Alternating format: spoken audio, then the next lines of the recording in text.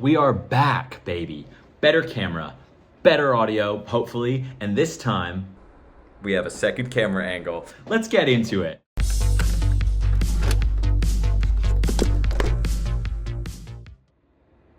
So I've been pretty open about the fact, especially in the last video, that I've been in sort of a movie funk, okay? I haven't really been enjoying going as much. I haven't liked it when I have gone.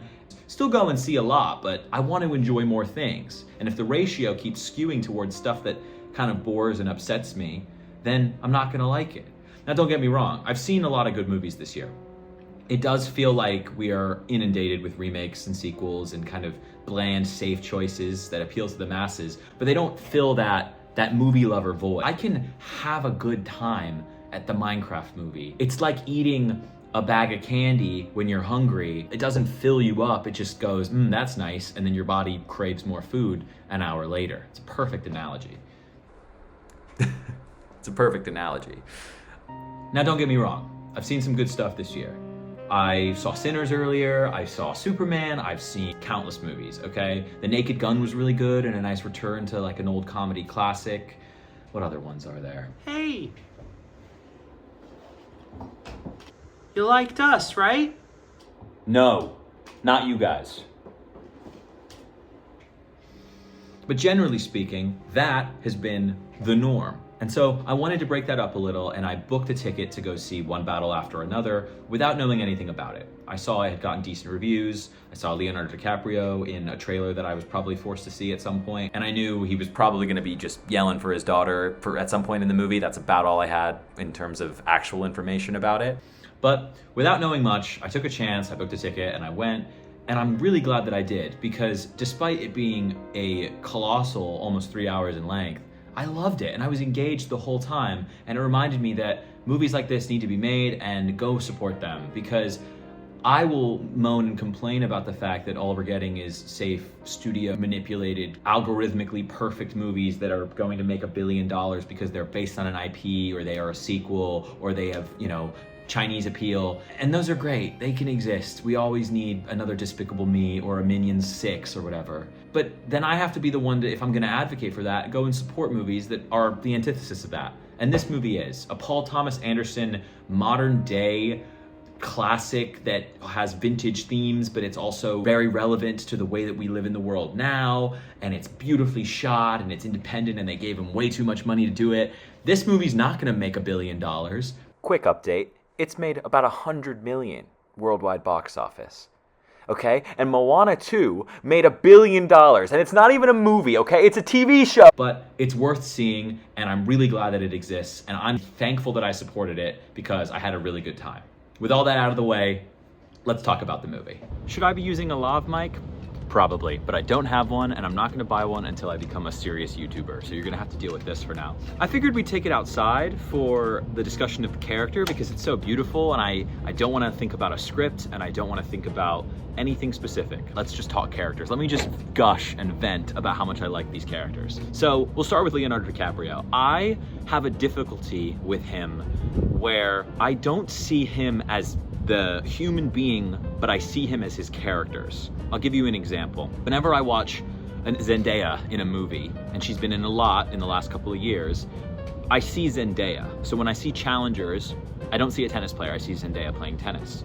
When I see Dune, I don't even remember her name. I don't see the desert lady, I see Zendaya wearing a little tube on her nose. Leonardo DiCaprio is not that way for me. I don't see him as Leo. I just see Calvin Candy and Jordan Belfort, and who else do I see? And Frank Abagnale, and the guy from Don't Look Up.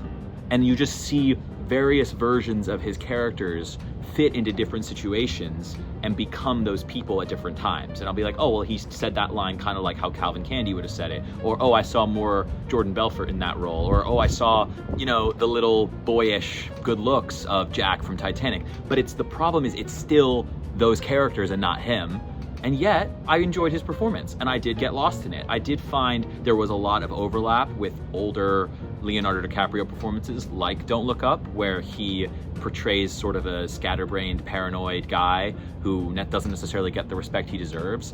But he brought an intensity, and he brought a passion, and a lived-in feeling to this role that just shows me he's great. He is great. He deserves the credit that he gets. He is one of the better actors around, and the fact that such a distinct, familiar face that I've seen 100 times, I was able to get lost in his role and his performance. I liked what he did.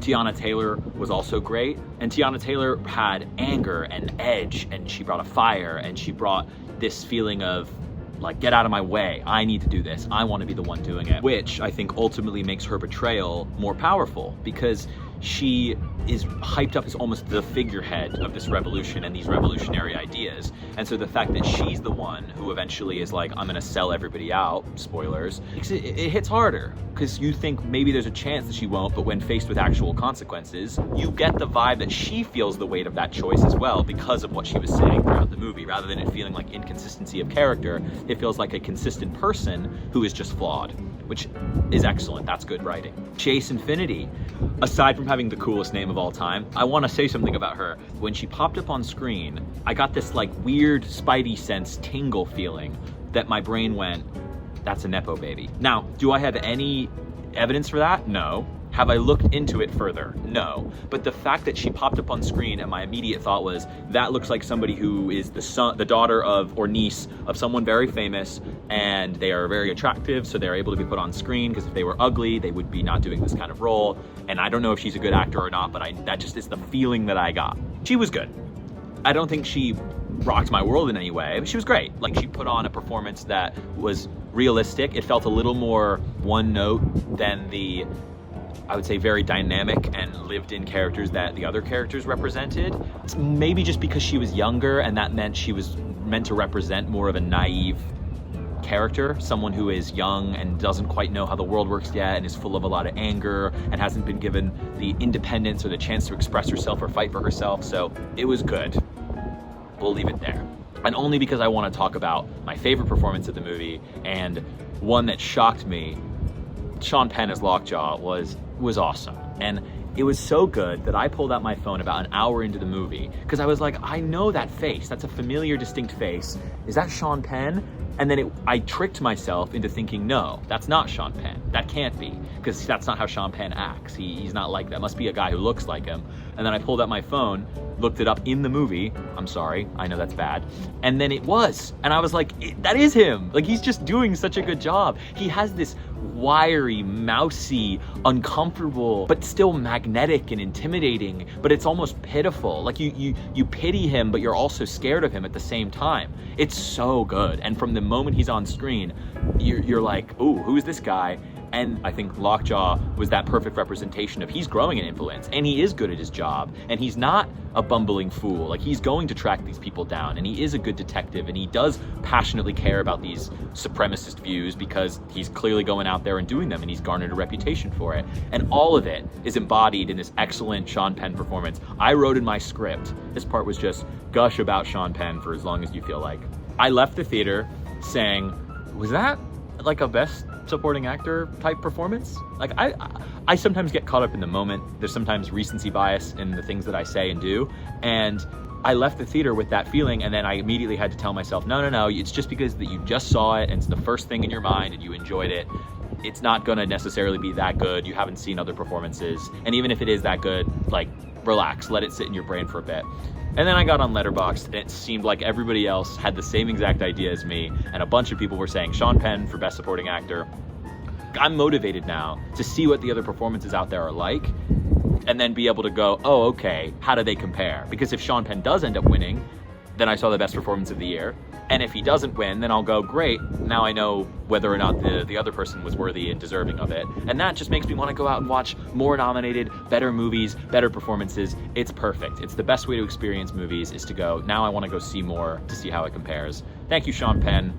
You were awesome. That walk was awesome. He had to get buff. He's an older man. He had to get huge for this role. Everybody across the board, I think the performances were excellent. That was definitely the highlight, definitely my standout performance. So this movie is broken into 3 acts. What I would call the first one, which is the revolutionary act, the second one, which is the fatherhood act, and then the consequences act, or the climax act. There are parts where the focus of the movie is on the revolutionary aspect, but fatherhood takes, you know, the camera for a second and is like, hey, I'm on screen, I'm gonna hit the spotlight. There's no title cards, there's no chapters, and there's no breaks in the action. And I think it's not like, you know, Black Swan, where it feels like you're having a panic attack the whole time and it never lets up, but it does feel like a consistent flow of energy that ebbs throughout. I think I definitely preferred the first 2 acts because I just liked the dominoes being set up. I liked the tension. I liked the slow, I wouldn't even call it a slow burn. It was a medium paced burn that was created. Drops you right into the action. You don't need a lot of exposition. You don't need a lot of any of the build up for these characters. And yet you feel like you know them. The first 2 acts, like I said, one focused more on the revolutionary aspect. And then once that goes south, becomes more of a story about him as a parent. And then I can say the final shift flips right when the paternity test thing happens. I think that's when the 3rd act really kicks into gear. I'm gonna tell you guys a secret, okay? I don't like car chases. I think car chases suck. I think they are boring, monotonous. For me, there's never any tension in them involved at all because it feels like you know exactly what's gonna happen. You've seen 100 movies, and yet for some reason, they keep putting car chases in every single movie as if that's the pinnacle of action set piece and nothing will ever be more interesting or unique or dynamic than a car chase. I'm gonna flash some car chases on the screen. I don't like them because I feel like I've seen every single one before and it's not that interesting for me to see and then they drift and they squeal and a fruit cart goes flying and you know they're in a city somewhere and it's Paris or it's Rome or it's London or it's wherever, and then it's a car chase.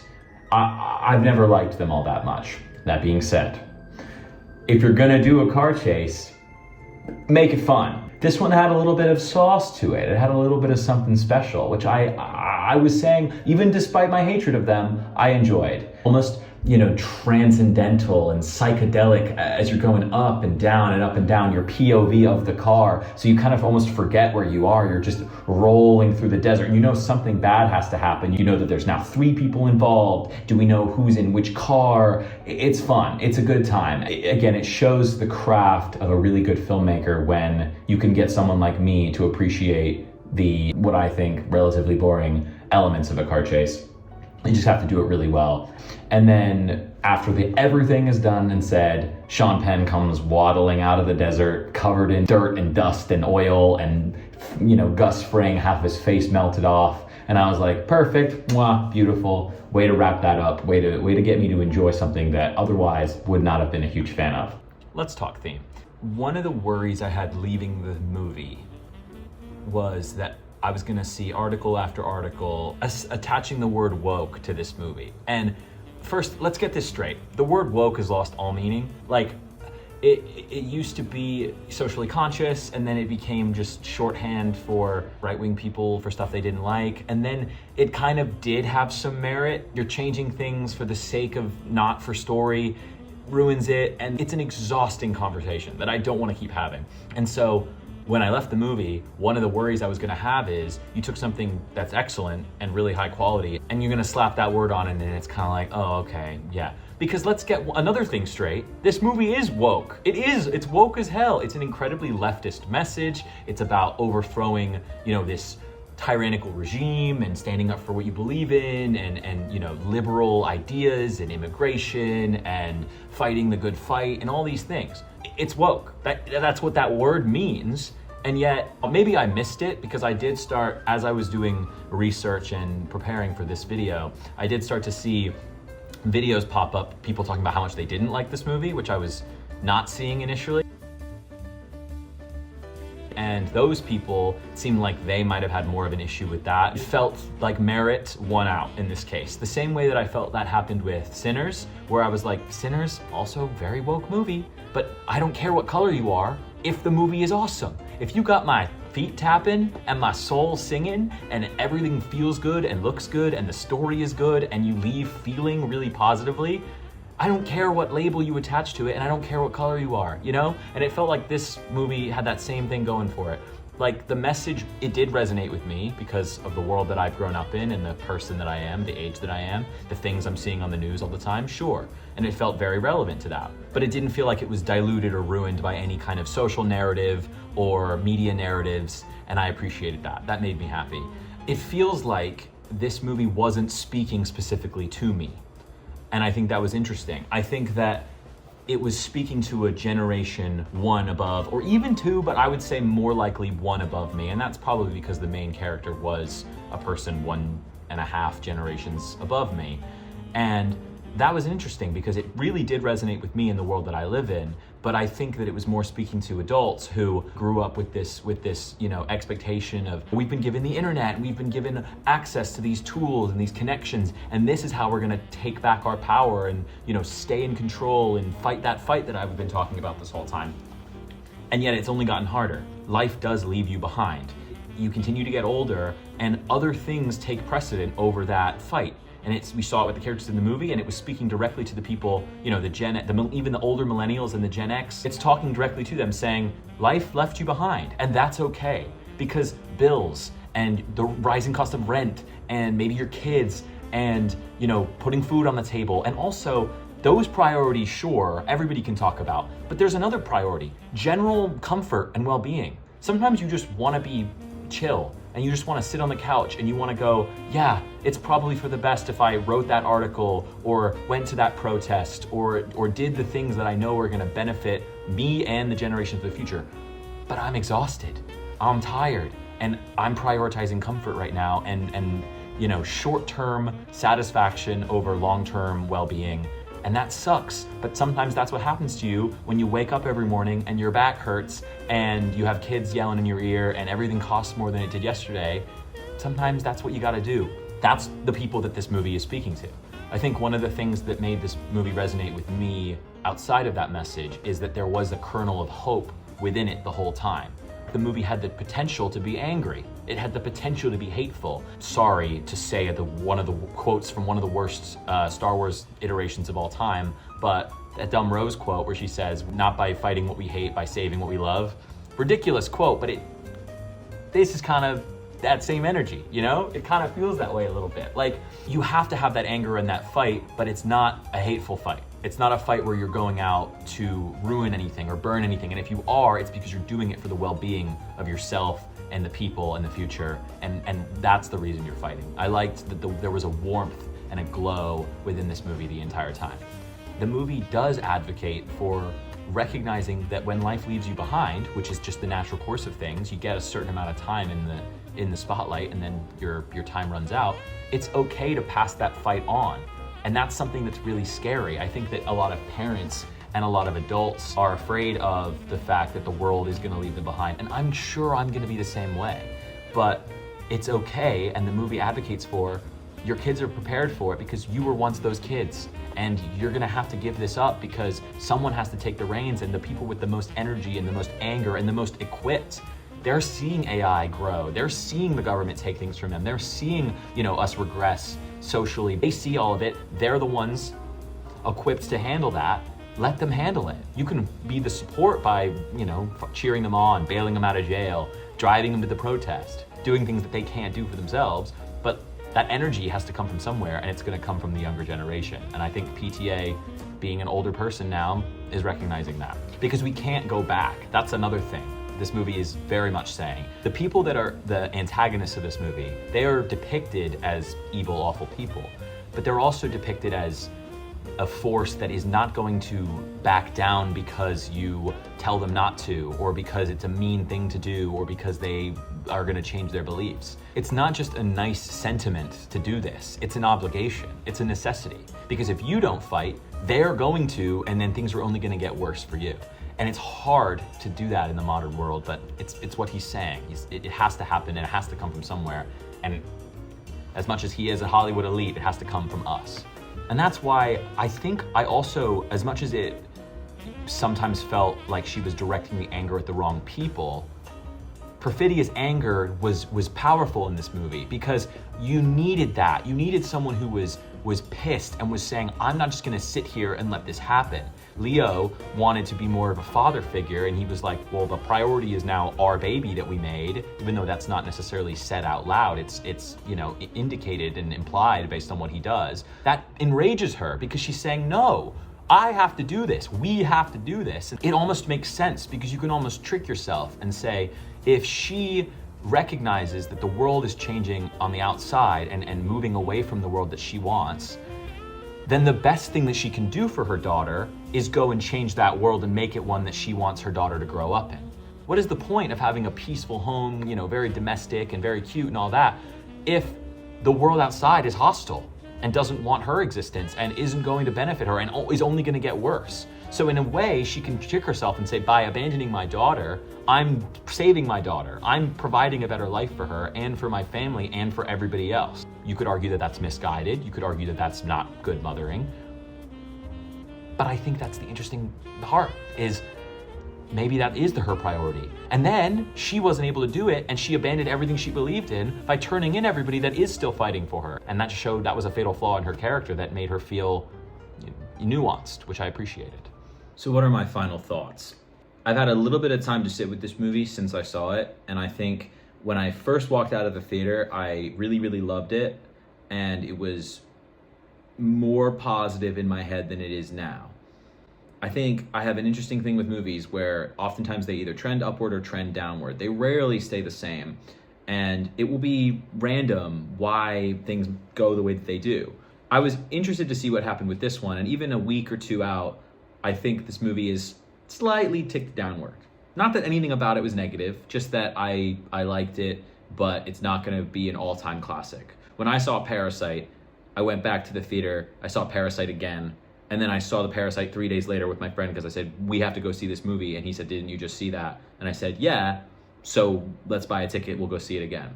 Usually movies do not benefit from a second viewing with me. I don't like going a second time. It takes a very special kind of movie to make me want to watch it again, and then crazy if I even want to watch it a third time. I'll watch it again in the future, but I'm not going to watch within the same week or the same month. Parasite for me is a 10 out of 10. That means OBOA is not a 10 out of 10. It's still a great movie. I think I'm going to give it a solid 9 out of 10. I think that's my decision. I was going to say 8.5, but it hasn't ticked down to the 8s. It's excellent. It looks really nice. It sounds really good. It exudes confidence. It has this frenetic energy that it maintains throughout the full runtime. It gets you to care about the characters. The resolution is satisfying. I basically have pointed out no negatives throughout this review. I've seen some people online have very polarized perspectives on it, where some people think it's awful and some people say it's the best movie ever. I think it's a very impactful movie that we need right now. I think I would definitely recommend someone goes and sees it, but I wouldn't be surprised if someone found it not that engaging or not that interesting. I really, really liked it though. I think I want to end on a very positive message. I want more movies like it, and I imagine it will be nominated for some things. I don't know about Best Picture, but I have a sneaky feeling that it will be on that list. I will say this has motivated me, like with the actors discussion, to go and watch more movies because then I can compare them to this movie, and if OBOA sweeps at the Oscars next year, then I can say, oh, well, I know that was really good, but I don't agree with this decision, or I do agree with this decision, or Sean Penn absolutely should have won. And if it doesn't, then I have something to compare it to, and I'll be able to just say, I've watched all the best movies of the year, or at least the movies the Academy thinks are the best. Now we're gonna kick it to me in the cozy corner. Hi, welcome to the cozy corner. This is the part of the show where we get a little cozy. I'm not gonna edit this. I'm not gonna script anything. I'm just gonna hang out, enjoy myself, and talk to you guys a little bit. So I posted that last video without much expectation. I thought this will be a fun thing to do, and I found myself about 2 hours into editing it, wanting to quit and wanting to be like, well, this was dumb. Not because anything was actually wrong with the video, but because I just realized it was gonna take more effort than I thought. And then that frustrated me because I was like, I shouldn't quit and bail on something just because it's difficult. It gave me more respect for YouTubers. It gave me more respect for anyone with a passion. And I just said, okay, finish it, get the first video out. It doesn't need to be perfect. That being said, I didn't expect anyone to watch it. I expected literally 0 views, and I thought maybe I'd get like 5 because I would watch it over and over again, but it wouldn't have anything like actually to show for it. So I would just say, oh, okay, I'll keep churning out a couple videos until eventually something, you know, gets a view or 2. And I got like a bunch of views on that last video that I was not expecting. I woke up the following morning after posting it and I had like 8 comments, and I don't know if any of them, I didn't know if all of them were real, but I knew at least one was real because I had a comment from someone who was like genuinely talking about the stuff that I talked about in the video, and that was so motivating. So to my 11 subscribers, thank you so much. It's crazy to say because it's not a big number, but it's a number that is far more motivating than people who might have accidentally pressed subscribe could realize. So I'm gonna keep working on it. I'm gonna keep trying to make the videos better, edit them better.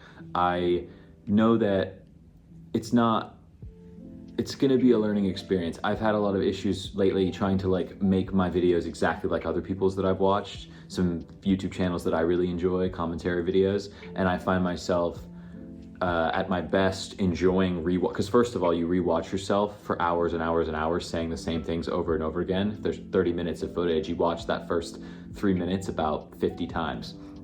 And I find myself liking the way that I am in the video the most when I'm the most organic and the most natural, but it can't be all the way natural because then it's sloppy and I don't speak perfectly and I don't get my point across well. I ramble a little bit. So I'm gonna get better at this. I'm gonna tighten up the reviews. I'm gonna talk about more interesting things that aren't just movies. I saw some analytics that were like 30% of people were watching after a minute. It's like, that's wonderful. If I put all of my effort into editing the first 2 minutes of the video to get a little bit of, you know, a joke or 2 here and there. So if 30% of people are watching, fantastic.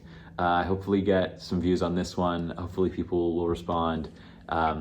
And hopefully people have enjoyed being in the cozy corner. I got my animals here. I'm gonna keep adding to this little animal selection because I had bought this cow and this fish is from work because I'm in cybersecurity, fishing, it's a whole part of the thing. And then my sister got me this elephant from South Africa, and I like how they all just sit together on my table. So I think I'm gonna keep getting animals and bringing them over to the cozy corner where we get a little cozy. So I noticed I was looking at the scripts during editing this footage, not this, but the rest of the video. So I hope that that's something I don't keep doing because I prefer when I'm just here, you know, us together. Anything else I want to add? I think that's it. Please like and subscribe and leave a comment. Let me know you're a real person. Comment something a human being would comment, not a bot, because if I read, great video, I really love the passion you bring, I'm like, that's probably not a real person. So comment something only a person could comment. Yeah, I had fun with this one. Took a little longer than I'd like, but as soon as this one's out, the next one's coming. So I'll see you guys when I see you.